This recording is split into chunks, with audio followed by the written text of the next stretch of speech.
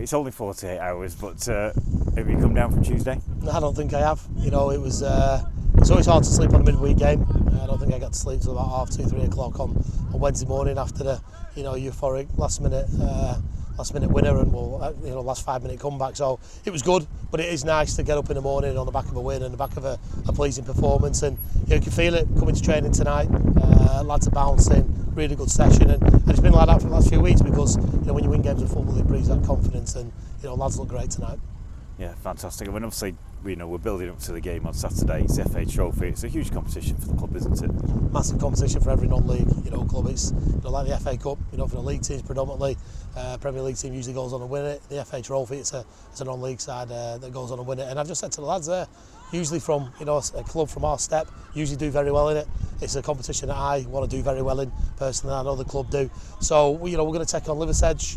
I've just reminded the lads I want them to forget everything that happened 2 weeks ago. This will be a completely different game, and we've got to be on our mettle and we've got to be prepared for it.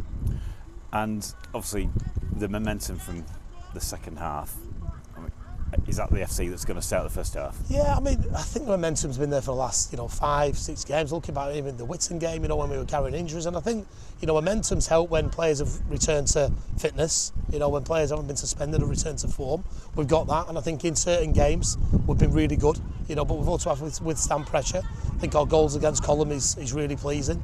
The way we defended against South Shields was great, but you can't beat that attacking football, and the way we got off on the front foot. Is it going to happen for 90 minutes every game?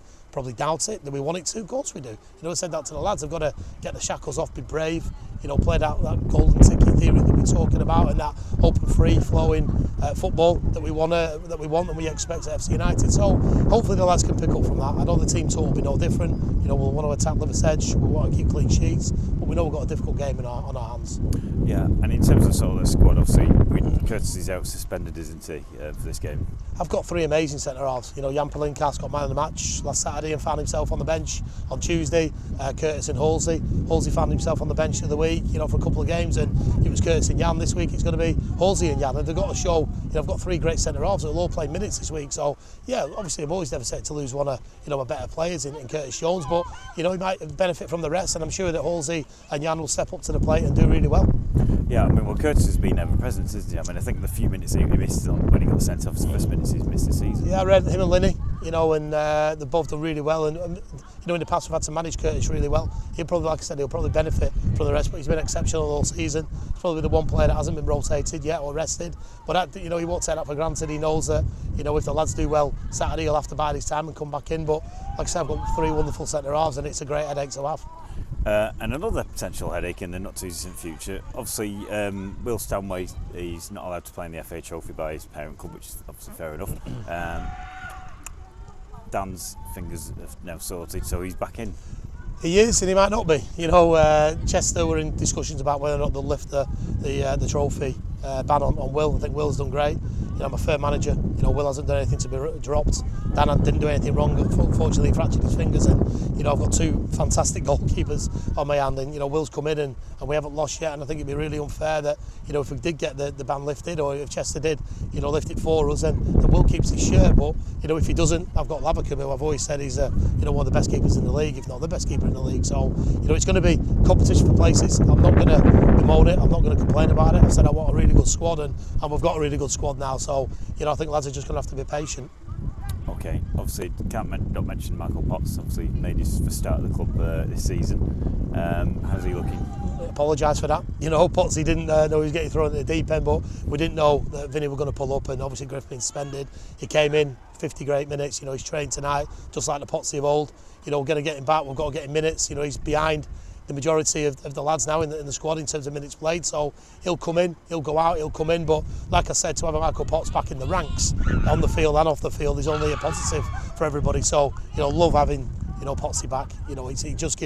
It just gives you a real confidence that when you've got a player of that quality, you can go as far as you want this season, and that's everybody. That's everyone in the side of the minute team. They're all playing on top of the game. They all want to win games of football, and they're all competing with each other. And there's no one who's envious or jealous of each other's shirts. They understand the philosophy. They know that everyone will play equal amount of minutes over the course of the season, but they also know when they get the chance they've got to take it. And at the minute, that's what they're doing. So, message to everybody who's sat watching this Saturday, big game. We're going to be going for it, aren't we? Massive game, you know, attacking football. You know, we're winning games at Broadhurst Park, and we're not losing them. You know, I think that's 2 wins and a draw. And it should have been, you know, 3 wins if the Nantwich goal was allowed. So, you know, I encourage everyone to come down, get right behind the lads.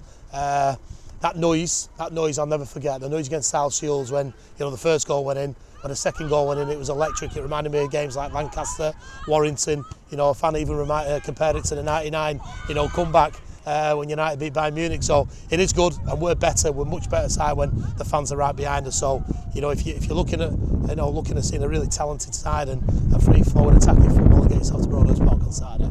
We're an FCA to go out to play. We're an FCA to go out to play. It's 3 o'clock on Saturday. We don't work for Skies Plus anymore.